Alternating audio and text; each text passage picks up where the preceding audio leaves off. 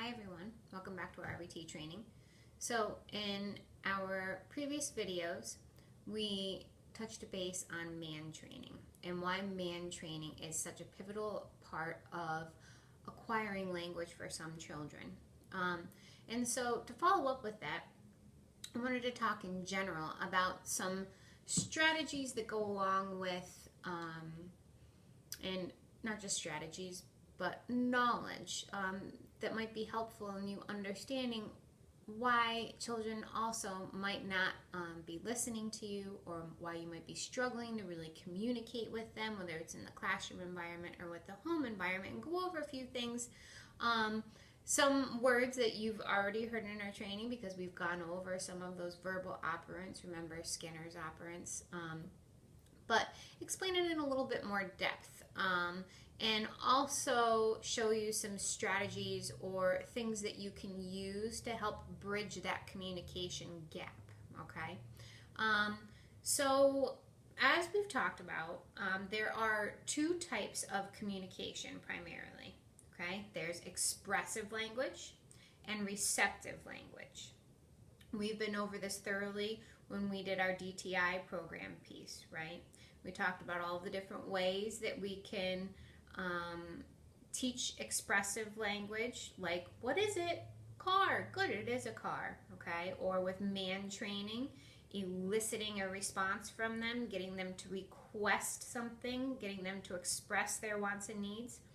And then also we've talked about receptive language, is them demonstrating to you that they understand what you're asking, right? So when you put out a car, a ball, and a spoon, and you say touch the car, they understand what that means, and they show you by touching the car. Okay. So expressive language, again, is what you say. Receptive language is what you understand. Children with autism, as we know, have problems with both of these things, receptive and expressive language. Trouble in expressive language is obviously more obvious, right? Because we're communicating with them. This child can't talk. He's not speaking. Oh my goodness. But some children, although they may be nonverbal or have limited verbal skills, they may also have receptive barriers to their language abilities. And those challenges are definitely harder to identify, right? Because they have no way of expressing their knowledge or their understanding of something. So how are we really going to attain what they are or are not comprehending? Even when children can talk, they still may have a hard time with, obviously, the receptive language. They may hear everything being said to them, but struggle to understand or really decompose that message. Oftentimes the language is too much and the child might not be able to process it. There are some simple ways that you can help with this. And you can improve their receptive language, such as using simple and direct language. Statements such as bring me a banana might be more effective than can you bring me a banana from the blue bowl? Visuals help show the child what your words mean. A small set of visuals on a necklace is an easy way to have the visuals you need when you need them. So backing up just 1 minute to the setting an example of really breaking down those simplistic messages. Remember we talked about chaining, right? And how it can be a really effective procedure in teaching kids really complex steps. And we do that by breaking it down into more smaller, manageable pieces, like brushing your teeth. Okay, get the toothbrush, put it under the water. Good.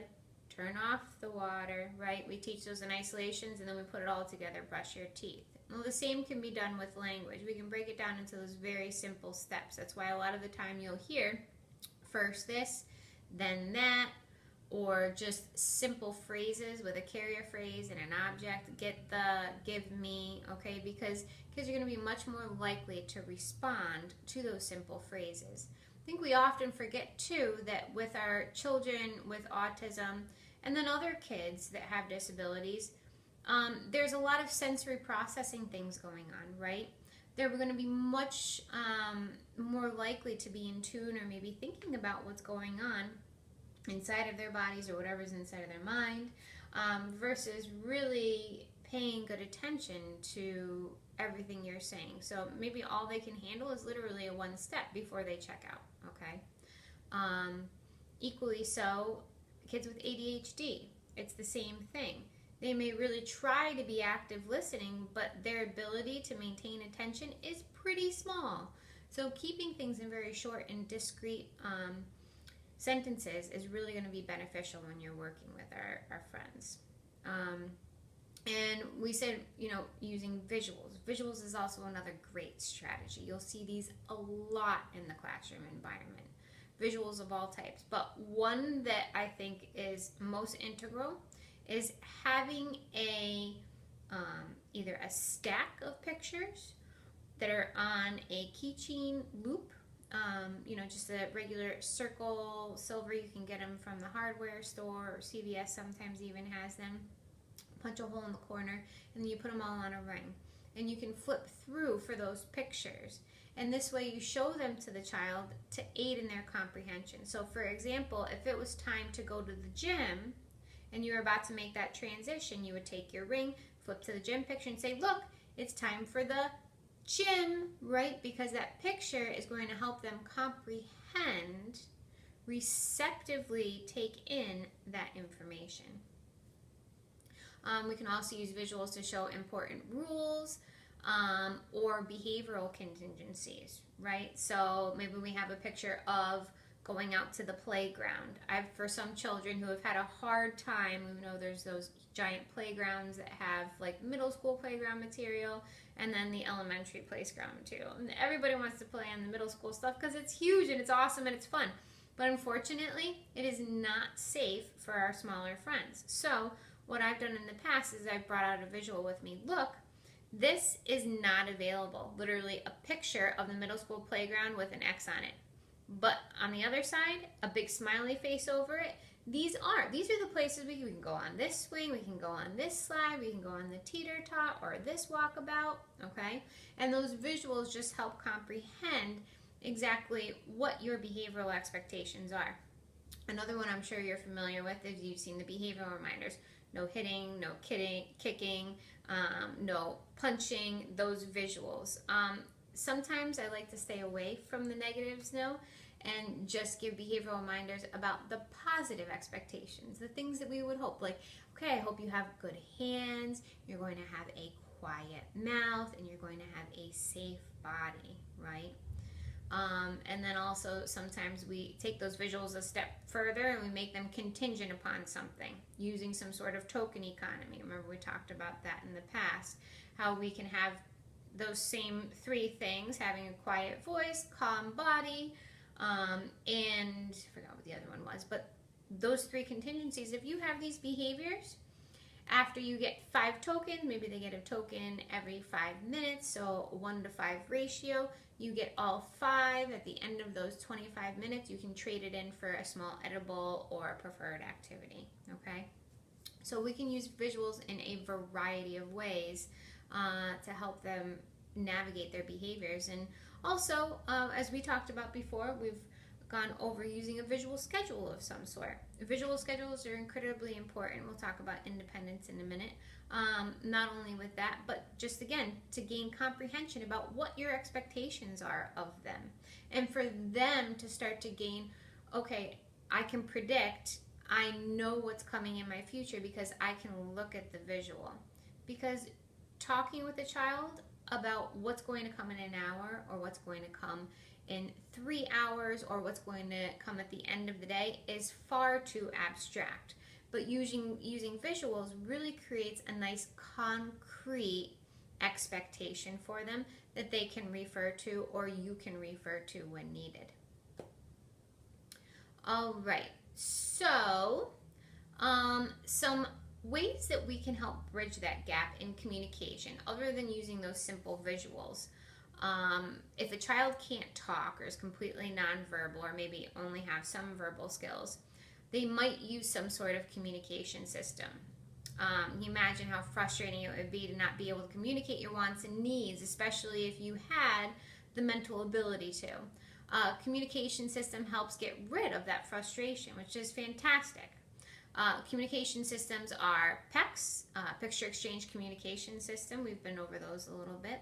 PECS uses small pictures as a way of talking. Some children with autism may use a device communication, such as an iPad or a Dynavox. The communication system needs to be used at all times, should be available no matter where they are, if they're at school, if they're at home, if they're in the community. It should be in the desk, right next to the child. And it should absolutely never be taken away. Can you imagine if somebody took away your ability to talk or shut your mouth? It's really unfair to them, and the system, those visuals, those are their voice. So it's important that they have it at all times. And even if a child can talk, sometimes visuals are still helpful. Some things are difficult to talk about, such as emotions or answering complex questions or making inferences. So practicing these skills or using visuals is a great way to improve communication. The type of communication device that you use is going to completely vary and be dependent on the individual. And especially when it comes to that step and where they are in using that communication device. So with PECS training, there's specific steps that you take in order to teach that child initially just the exchange process. That when they give you a picture of something, that picture means that they're literally going to get that item, whatever it is that's on that picture. And that's its most basic, right? You saw the MAN training program, so it's kind of similar to that, except the child would maybe reach for the ball, and instead you would have somebody put a picture in their hand of a ball, help them give it to the person, and then that person then gives that child the ball. And then they start to learn over time, oh, all right, this is what I can do to request. Or they could use signs if they want to, ball, or their language. But if they don't have that ability and they're learning faster, and actually research shows that children learn or acquire language faster at a higher rate if it's paired with visuals or using pictures, okay?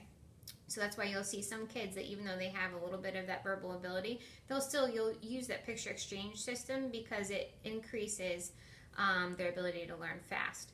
But so going back to that picture exchange, once they learn how to do that exchange process, then it goes to, now we start to get them to use their book, right? So they use like a menu, a choice menu.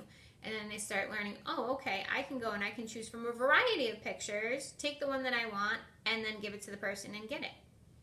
And then we start moving that book all around the classroom, and they have to go onto their desk to get it or on the floor, and really generalizing and maintaining that ability to use it as a device of communication over time across all environments, settings, and people.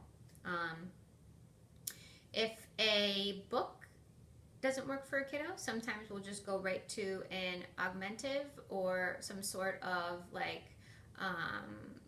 GoPro. They're a little bit more handy because there's a variety of pictures that are already in there. You can't lose the pictures like you can in a PECS book because it's just on one application.